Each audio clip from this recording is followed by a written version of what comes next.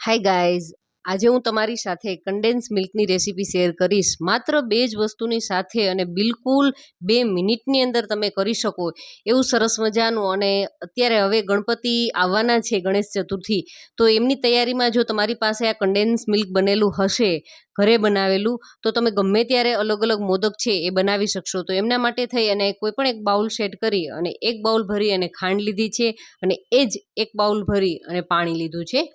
હવે આપણે આમને સારી રીતે પીગાળી લેવાની છે. તમે લો કે મીડિયમ ફ્લેમની ઉપર આ કામ કરી શકો છો, અને હાઈ ફ્લેમ પર કરવું હોય તો પણ કન્ટિન્યુ ચલાવી અને કરશો તો એકદમ ઝટપટ છે એ ખાંડ છે એ પીગળી જશે. તો 2 થી 3 મિનિટના સમય બાદ તમે જોશો, હું મીડિયમ ટુ હાઈ ફ્લેમ ઉપર કામ કરું છું, તો એ ખાંડ છે ઓલમોસ્ટ પીગળી ગઈ છે. હવે કોક દાણો દેખાય છે તો બસ આપણે રાહ જોવાની છે કે આપણું મિશ્રણ છે એ ધીમે ધીમે ઉકળવા લાગે. જેમ જેમ મિશ્રણ છે ઉકળવા લાગશે એટલે ખાંડ છે સારી રીતે પીગળી જશે. અને હવે માત્ર આપણે 2 જ મિનિટ આ રીતે ઉકળવા લાગે પછી માત્ર 2 જ મિનિટ માટે આપણે આમને કન્ટિન્યુ ચલાવવાનું છે. અને ખાંડને હળવી એવી ઘટ કરીને એમનું સિરપ છે એ માત્ર હળવું એવું જ ઘટ કરવાનું છે. ટૂંકમાં આપણે કહીએ ને કે ગુલાબજાંબુની ને ચાસણી આપણે કઈ રીતે કરતા હોઈએ છીએ, બસ સેમ પ્રોસેસ છે. ગુલાબજાંબુની ચાસણી જેટલી જ ચિકાસ છે એ કરવાની છે. અને આપણે આ મિશ્રણને હવે હળવું એવું ઠંડુ થવા દેશું. જેટલું આપણી આંગળી છે એ ટેમ્પરેચર સહન કરી શકે એટલું આપણે એમને ઠંડુ થવા દેવાનું છે. સાવ ઠંડુ પણ નહીં, રૂમ ટેમ્પરેચરે નથી આવવા દેવાનું, અને વધારે પડતું ગરમ પણ નથી થવા દેવાનું.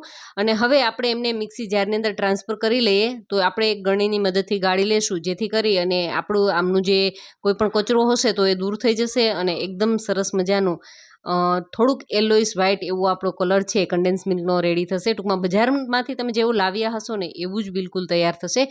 અને આપણે મિક્સી જારને 1 થી 2 મિનિટ માટે ચલાવી લેશું. અને બસ આ રીતે થઈ જાય ત્યારબાદ આપણે એમની અંદર એક વસ્તુ એડ કરીશું, જે છે મિલ્ક પાવડર. હા, આપણે આમની અંદર મિલ્ક પાવડર એડ કરવાનો છે. તો મિલ્ક પાવડરને આપણે એકી સાથે ન ઉમેરતા આપણે 2-3 ચમચી છે એ આમની અંદર ઉમેરતા જવાની છે. અને આપણે એમને ચલાવવાનું છે.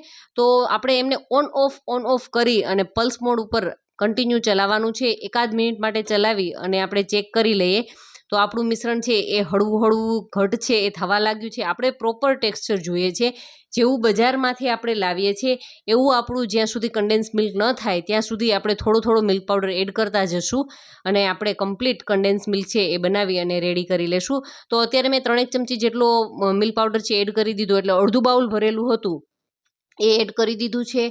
અને મિક્સી જારને ચલાવી લીધી છે. તો તમે જોશો કે હવે બસ થોડીક એવી જ મિલ્ક પાવડરની જરૂરિયાત છે. એટલે 2 થી 3 ચમચી જેટલો મિલ્ક પાવડર એડ કરી દેશું એટલે કમ્પ્લીટ બજાર જેવું ટેક્સચર છે એ આવી જશે. અને ટોટલ હું તમને કહું તો પોણું બાઉલ જેટલું મિલ્ક પાવડર છે એ આમની અંદર જરૂરિયાત રહી છે.